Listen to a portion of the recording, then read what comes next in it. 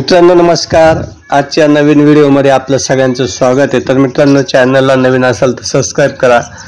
5-6 दिवस झाले व्हिडिओ बनवला नव्हता। तर मित्रांनो आजचा व्हिडिओ खूपच वेगळा आहे आणि स्पेशल म्हटलं तरी चालेल। तर बघा हा द्राक्षाचा बाग आहे, याच्या बाजूलाच एक उरुळीचं झाड आहे। तर मित्रांनो उरुळीचं झाड हे ग्रामीण भागात हे प्रत्येकाला माहिती आहे। ते हनुमानाचं आवडतं वृक्ष आहे आणि याची जे पानं आहेत या पानांची माळ हनुमानाला ही घातली जाते। तर मित्रांनो आता बघा याची जी फुलं आहेत ती थोडीशी जांभळी सफेद रंगाची आहे। याची पानं पण आपण बघतायत आणि याचं एक फळ आहेत, हे फळ पण मी तुम्हाला दाखवतो।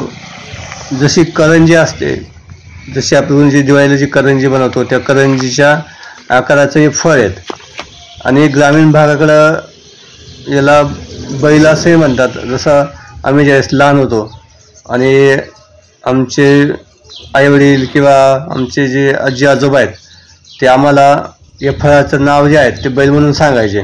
याच्यामध्ये एक कापसासारखं सफेद सफेद तंतू असे निघतात आणि त्याला इटकरी बी पण राहते त्या सफेद सफेद याला। ज्यावेळेस ते वाळल्याच्यानंतर हे जो बैल आहेत हे जे फळ आहेत हे आपोआप फुटून जातं आणि त्यातून जे निघतं जे सफेद सफेद कापसासारखं ते हवेत उडतं। तर ही एक वेगळी रोय आहे आणि बघा त्या साईडला तुम्ही दाखवतो लांब जी रोय दाखवतोय ही एक वेगळी रोय आहे।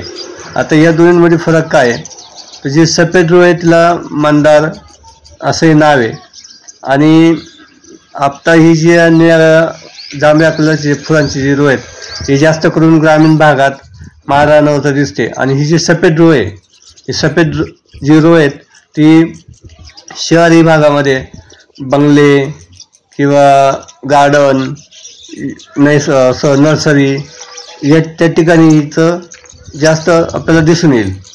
तर हिची जी फुलं आहेत ही सफेद आहेत आणि ग्रामीण भागात जी रोय दिसते त्या रोईपेक्षा हिची फुलं जी मोठी आहेत हिची पानं पण मोठी आहेत आणि हिची जी उंची आहेत हिची उंची पण जास्त आहेत आणि आयुर्वेदामध्ये रोईचा खूपच जास्त उपयोग आहे आणि शास्त्राच्या नुसार म्हणजे शास्त्रामध्ये सुद्धा ही जी सफेद रोय आहेत आणि मंदार आणि अजून एक ग्रामीण भागाकडीला देवरोय असंही म्हटलं जातं। तर हिचा उपयोग जो आहे तो समजा आपण जमिनीच्या किंवा घराच्या विशिष्ट दिशेला जर ही रोय लावली, जसं वायव्य किंवा पूर्वेला जर ही रोय लावली तर घरात भरभराटी राहते, प्रसन्न वातावरण राहतं। असे खूप सारे उपयोग या सफेद रोईचे आहेत आणि ग्रामीण भागात तर जास्त करून ज्या रोई आहेत त्याचा आयुर्वेद म्हणून जास्त उपयोग केला जातो किंवा समजा पुन्हा लागलं, पायात काटे भरले किंवा डोक्यात कोंडा झाला तर असाही उपयोग होतो।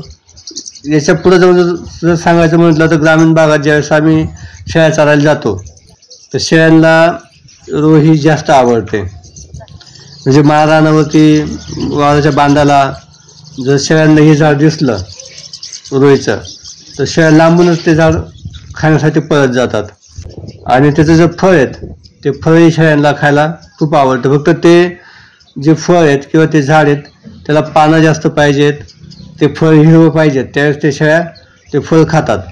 आणि ज्यावेळेस शेळीला किंवा असं माणसांना काटा वगैरे भरतो तर याचा जो चीक आहे जो पान तोडल्यानंतर एक सफेद सफेद तो द्रव म्हणजे जो चीक तो निघतो, तो सफेद चीक आम्ही काटा भरल्यावरती त्याच्यावरती लावतो आणि काही दिवसातच तो काटा पिकून आपोआप बाहेर येतो, म्हणजे पायाच्या बाहेर येतो।